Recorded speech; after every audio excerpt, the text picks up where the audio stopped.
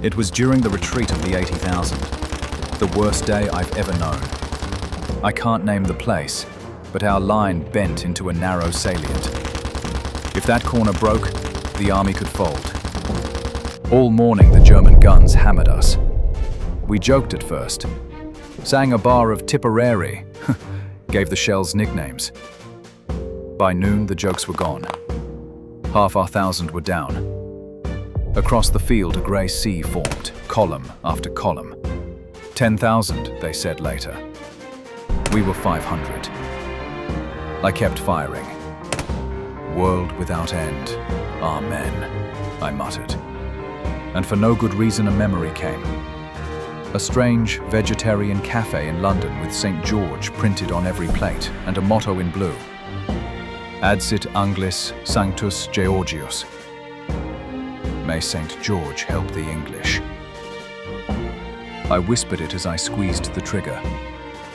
Something like a shock ran through me. The roar of battle dimmed. Over it I heard a great cry. Array! Array! Then other voices, as if from far centuries. St. George for merry England! I looked and saw, beyond our trench, a shining line of men drawing longbows. Their arrows rose in a dark cloud and fell into the grey ranks. My mates kept shooting, but their voices turned to disbelief. Look at them! Thousands!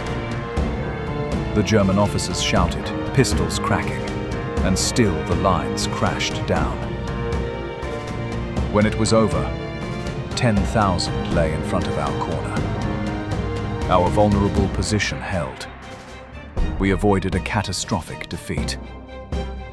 Later, the German staff said we must have used some new gas. There were so few wounds. Believe what you like. I know what I prayed and what I saw. St. George answered, and the Bowmen of Agincourt stood with us. Today on the Parsonage Files, the Angels of Mons. Welcome to the Parsonage Files. Each week, the show pulls out an odd story from Pastor Rick Burke's sermon illustration file. These are the fun stories that just don't fit into most sermons. Some spark laughter, some wander into the spooky, others are just plain weird. The format is simple. Tell the story, check the sources, test the details, and ask the big question. True and factual, or just a great tale? Pour a cup of coffee, settle in. It's time to open the file. Welcome to the Parsonage Files. My name is Rick Burke, and I have been a United Methodist pastor now for well over 20 years. And in that time, I've collected all kinds of stories to use in sermons and children's moments and the like. But there's a few stories in my file that I've just never quite been able to find a home for. And it's those stories that I'm going to share with you on the Parsonage Files. Along for the ride is my brother Rob. Hello, Rob. How are you today, my friend? Happy to be here. All right. Today, we are traveling to the dusty battlefields of the First World War, and we are talking about the Angels of Mons. Now, Rob, have you ever heard of the Angels of Mons before? This is new to me. Until we decided to do this topic, this was not in my repertoire of things. Yeah, it's a relatively new topic to me as well. I've heard it in reference, but I've never really knew the whole story. So, I mean, I like a good military war ghost story. Oh, absolutely. And I'm kind of shocked I haven't heard this before. Yeah, it's a great story. So let's set the scene here for everybody. It's August of 1914, and the British Expeditionary Force, known as the BEF, finally lands in Europe to take on the Germans. With their big spiky helmets? With their big spiky helmets. And the British Expeditionary Force is around 80,000 strong, and they take up a position in Belgium along the Mons-Condé Canal. On August 23rd, the Germans attack the British. The Germans, their numbers are just too great. So as they're falling back from the canal, the British leadership finds out that the French army, which was stationed to the right of the British and was supposed to be protecting their flank, had just decided to retreat back to Paris without telling anybody. They probably had a quiche in the oven. Correct. So the British now had a real problem. They were falling back and their entire right flank was exposed. If the Germans had known that, they could have just wiped them completely out. So World War I ends in a totally different way. it really does. So what happens is the British begin an orderly retreat back to Paris, and they continually fight the Germans. And what they do is they actually slow down the German First Army advance to Paris, which gives the other Allied nations a chance to prepare for the coming battle. And this all leads into the first big battle of the First World War, the First Battle of the Marne, which becomes a huge victory for France and England, and sets the stage for trench warfare that then, of course, amplify the First World War. So this is kind of a big deal, but the British are a little shaken because they had to retreat at their very first battle against the Germans. The British thought they were just going to land, roll up the Germans, and call it a day. Yes. So that's why the British were kind of taken off guard. They thought that this was not going to be a long, extended war. They soon found that they were very, very wrong. So there was some feelings of apprehension in Great Britain. Now enter a Welsh writer by the name of Arthur Machen. On September 29th of 1914, so we're talking about a month after the battle, he publishes a short story in the Evening News called The Bowmen. And in this short story, a soldier recounts what it's like to be a part of the British Expeditionary Force. This soldier says that during the fighting, he remembered a picture of St. George, the patron saint of England, and a motto underneath it. And the motto was this: "May St. George be a present help to the English." And once he said that, suddenly he began to feel like an electric shock ran down his back, and he soon began to see phantom archers from the Battle of Agincourt centuries before appear before him. And these ghostly, angelic figures pick up their longbows and they begin volley after volley of arrows, which push back the Germans and give the British time to retreat. And this story was put in a newspaper. Yeah, the Evening News. And it was not captioned as fiction, correct? Well, that's the problem. It was run under the title Our Short Story, but Macon's piece wasn't plainly tagged in the paper as fiction. And what happened is because of that, a lot of people read the story, and instead of seeing it as a work of fiction, they read it as a report home from a soldier. So it's basically an earlier version of War of the Worlds. Yeah, you could probably kind of see it that way. So what happened is churches began to run this story, because this is a great story. It sounds like somebody prayed and a whole bunch of angelic figures that looked like the bowmen from the Battle of Agincourt back in the 1400s had come down and had saved the British. And I would imagine everyone in Britain's self-confidence was wavering a little bit. Absolutely. It'd be great to hear a story that God was on their side. Absolutely. God is on our side. He is against the Germans. And so all of these churches began to reprint the story either directly or variations of this story. They began to put it in their newsletters. It began to appear in magazines. And within a few months, new testimonies about this event began to appear. People were coming out of the woodwork saying they too had been part of the British Expeditionary Force and they had seen the exact same thing. So this thing took on a life of its own. Absolutely. Some people swore to seeing shining beings standing in front of the British lines. Others saw a luminous cloud, while others saw a horseman in golden armor who could have been St. George himself. Or maybe, some said, it was Michael the Archangel riding down the lines, urging the British forward. That is an awesome story. It is an awesome story. The problem is it is 100% made up. So by the spring of 1915, this story was like absolutely everywhere. So this is like 100 years ago, the Travis Kelce and Taylor Swift Story. Yeah. Yeah.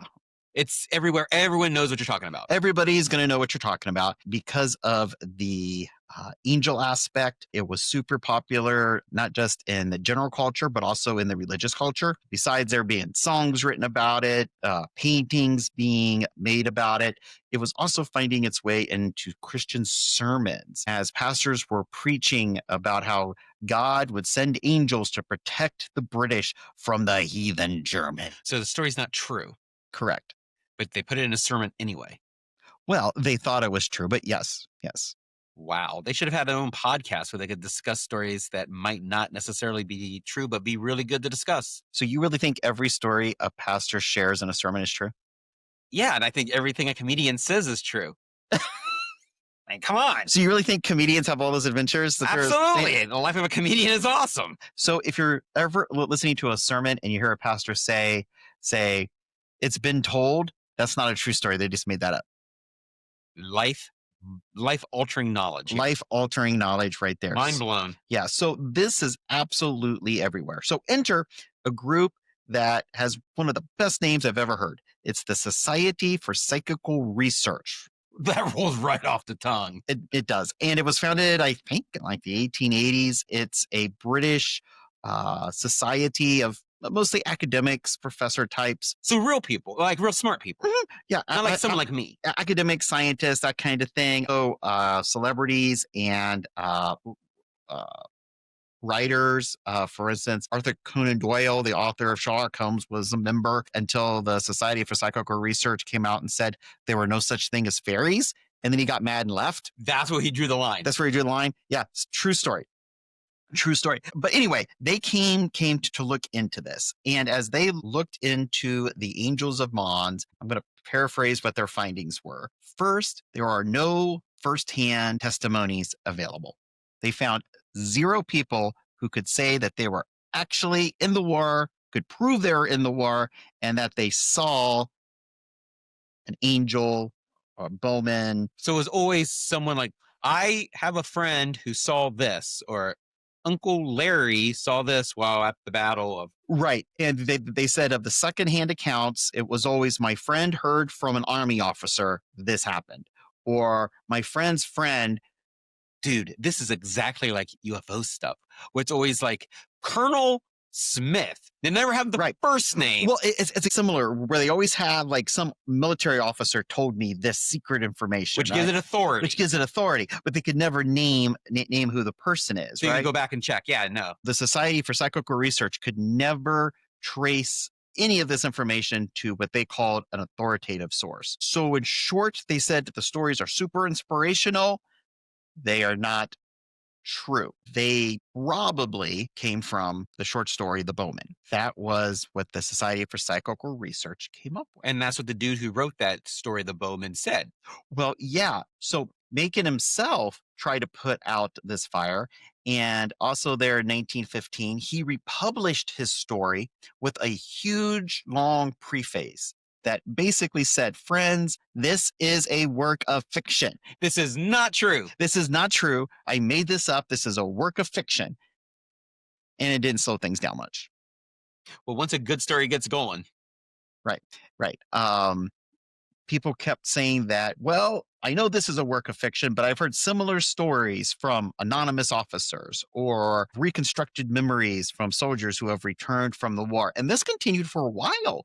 People coming up with these stories and saying that this really happened. Because they really wanted to believe. Yeah, some gives them comfort, right? I would assume. Yeah, and even some named soldiers and people of fairly, fairly reputable people who served in the British Expeditionary Force during the First World War recalled that during the war, there would be these phantom cavalry charges or a blinding light during a retreat that would keep the Germans from winning and would protect the British. So God really was on the British side. Well, that's what these people were reporting. Again, are these folks just folks who are like hearing a story and then taking that story they heard and then applying it to a memory, and next thing you know, it's part of that memory? It's hard to tell. But as far as researchers have ever been able to tell, there has never, ever been any verified story that Angels helped the British in the First World War. To make matters worse, there is proof, however, that the British military intelligence used this story to bolster morale. It's always military intelligence. They would go around, these military intelligence officers would go saying, you know what, I saw this. And so some of these people who heard these stories really might have heard it from an officer, but it was British military intelligence saying that to bolster the morale when the war wasn't going so well. Again, very, very much like the Pinowit story with the UFOs, where That's what I was exactly thinking. with the Richard Doty and got fed like stuff, information Who that was Richard wasn't Doty true. again? Huh? Who's Richard Doty? He Which I might not know. he's a retired Air Force intelligence officer who, if I remember right, it's been a while since I've seen Mirage Men, but he basically made up stories about UFOs to convince a guy, Benowitz, that what he was seeing was UFOs rather than what it really was, which was top secret Air Force aircraft. To discredit him. To discredit him, to make him sound crazy. So while we want to say that this is just a case of a fictional story kind of getting out of hand, there are real life stories of military personnel who have had, for the lack of a better term, divine experiences in times of danger. And Rob, you have a story from the Second World War that I think illustrates this perfectly. I do. It comes from Guidepost. Don't laugh. I like Guidepost. It's one of those things that you read when you're at church waiting for your parents. You got nothing else to do. You got to kill the time. It was the 80s. Didn't have a phone. It was huge pre-internet. It was. Yeah. So, in any event, the story goes about a guy in World War II who was saved by God's divine intervention. I do. It comes from the Guidepost. That great piece of American literature. The thing you always read when you're at church waiting for your parents to get done talking. Free cell phone. Yep. Guidepost, that, and the upper room. But Guideposts were better. Right. The story's more interesting. So this comes from Guidepost. It's written by a man named Adolf Schimpf. Okay. And it's about his father-in-law. My father-in-law, Jim Mattis, was a natural storyteller. He loved regaling his friends with tales, drawing them in with quick jokes and easy conversations. One of my favorite stories he told was about his time in World War II. Like so many young men of his generation, he'd enlisted in the army after the attack on Pearl Harbor and was soon shipped to Europe. He spoke of adventure, camaraderie, bravery. I myself had experienced the devastation that had engulfed Europe. My family was living in the southern region of Romania when the war broke out. We spent the next few years struggling to survive. Looking back, it is incredible to think that my future father-in-law was part of the Allied forces, fighting not 30 miles from where my family sat huddled in a refugee camp, waiting for help. Eventually, we would make it to the United States. At family gatherings, however, Jim's war stories were few and far between. His wife, my mother-in-law, hated hearing anything about the war. It brought back painful memories for her of a time that she worried she wouldn't see him ever again. Jim respected his wife's wishes. He never really mentioned the war when his wife was around. We didn't hear much about his World War II service until after she passed away. On Jim's 80th birthday, we planned a big celebration for him, just as he wanted. We rented out a banquet hall and hired caterers. Toward the end of the evening, Jim gathered us all around to make a toast and to tell us this story. Jim's unit, the 92nd Signal Battalion, was part of General Omar Bradley's First Army. They're the ones who had stormed the beaches of Normandy in June 1944. The success of that mission was a miracle. And though Jim had been part of the initial wave, he experienced a miracle of his own in Normandy. Jim was attached to the battalion headquarters company, which had been assigned to set up a long-range communications array. They landed on a beach where so many had died minutes before. They traveled inland, picking their way through the infamous sloppy hedgerows of the French countryside. They were just preparing to set up a radio tower when they came under enemy fire. "Hit the dirt," a commanding officer shouted. "We've arrived at the party, men." The men dropped to the ground. There was a ditch nearby. Some soldiers ran to it. Others crawled. Anything to take cover from the ensuing attack. Bullets whizzed by, splattering mud as they went. Jim's unit hadn't been too far behind the battlefront, but they hadn't expected to encounter enemy resistance like this. There were shouts, cries of pain. They say you never see the shot that takes you down, but Jim saw it, a bullet speeding toward him. He closed his eyes and ducked. It wasn't fast enough. White-hot pain exploded in the back of his head. The force of it rattled his teeth. This is it, he thought. I've been hit. The sounds of the battle began to mute. Time seemed to stop. Swimming before his eyes was the image of his wife and his baby daughter, Frances. They were back home, waiting for him. He would never see them again. At that very moment, Jim began to pray. He prayed harder and more earnestly than he had ever prayed his entire life. God, I can't die here. I just can't. I need to see my wife and daughter again. Jim continued to pray that until the gunfire died down and the all clear was given. The pain was still pulsing in the back of his head. He was afraid to remove his helmet, scared of what he might find, but he needed to know how bad the wound was. Bracing himself, Jim sat up, took off the helmet, prepared for the worst. But there was no blood. Jim placed a tentative hand on the part of his head that hurt. The pain bloomed sharpest from this area. He knew he had to be wounded severely. He could feel something protruding from the skin. The thought of what it could be made him sick. Then the thing started to move. In a blind panic, Jim yanked it free. He blinked at it, confused, because there, between his fingers, was just a bug. Not just a bug, a huge yellow jacket. It was dead, but not before it had stung him in the back of the head. Jim didn't receive any medical attention right away. There were many others who were more badly wounded, of course, and the field hospital was swamped with injured. It wasn't until 2 days later that Jim was finally seen by a doctor. In that time, his face had swollen up so much he could barely swallow. The wasp's stinger was still buried deep in his skull. He needed it to be removed. I still have the scar, Jim told the hushed party. All these decades later, it's still there with me. It's the only thing I have to prove what had happened, because I can't explain it. I know people say that was just a bee sting, that I was never shot, but I hardly disagree. I know that God was with me that day. He heard my prayer, and somehow he transformed a bullet into a bee. Since then, Jim has passed, but the story has stuck with me. He was never able to prove that what he experienced did not happen, but that didn't really matter, because it was real and transformative to him. It changed his relationship with God. And as for me, his story showed how easily things could have wound up different, that everything could have turned out differently. That a little boy who was in World War II refugee camp might never move to the United States and fell in love with the greatest woman in the world, the daughter of an Allied soldier who was saved by God. And all of that I consider a miracle. So that is really a good story. It is. I like it. You got a guy, he sees the bullet heading right at him. He feels it hit him. He prays for it's God's hard enough that it protection. rattles his teeth. Right. And then all of a sudden the bullet is turned into a bee and the wound ends up becoming a bee sting. I don't know. I don't think he's lying.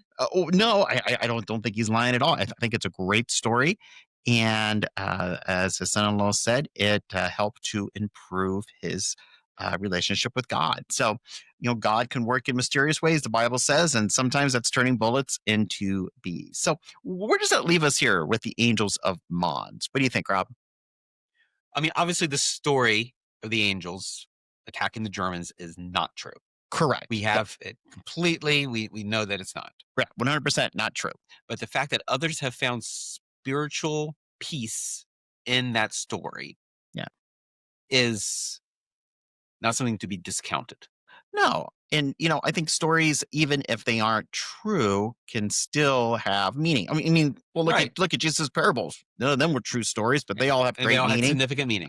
Thousands of years after they were uttered. So I think stories are important and we can learn a lot from them. And can God work and save people in even the most crazy at times, such as in the middle of a battle? Sure. Absolutely. Absolutely. And in this case, though, I really think that it's just a nation that was in war and a story that gets taken out of context, just like stories today get taken out of context just a lot quicker because we have the internet now. Absolutely. Absolutely. All right. Well, thanks for joining us here on this episode of the Parsonage Files. I hope to see you real soon. If you are looking for a place to worship, we would love to have you at Groveport United Methodist. Our worship time is at 10:30 a.m. every single Sunday. So for my brother Rob, this is Rick Burke, and I hope you have a blessed week. Take care.